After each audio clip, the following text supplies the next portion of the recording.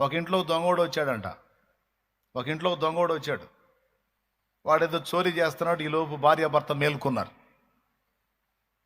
భర్త గమనించాడు. పండుకున్నట్టే వాడు ఎటు తిరుగుతున్నాడో చూసి చూసి చటుక్కుని లేచి టపిక్కమని వాటేసుకున్నాడు దొంగోడిని. దొంగోడిని పట్టుకున్నాడండి.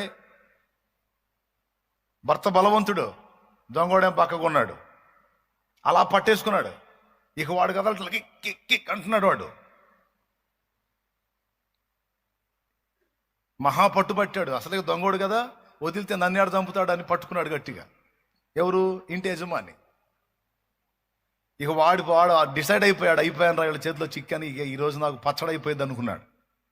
ఏంటిది పచ్చడి? ఇది ఒళ్ళు అనుకొని ఫిక్స్ అయిపోయి ఇక వాడు ఏం చేయాలా అని ఆలోచన చేస్తున్నాడు. ఈలోపు భార్య ఉంది, ఈ ఇంటి యజమానుడి భార్య.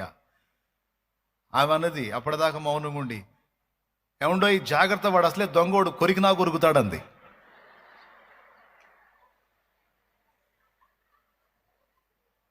ఏం చేస్తాడు వాడు? అసలే దొంగోడు, కొరికినా కొరుకుతాడని. అప్పటిదాకా రాలా వాడికి ఐడియా. అయిపోయాను రా బాబా అని పాపం వాడు బిగుసుకుపోయి కూర్చున్నాడు.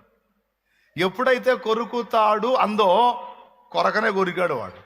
అలా పట్టు గట్టిగా కోరికేసేటప్పటికి వీడు కేక పెట్టి వదిలాడు. జంపాడు.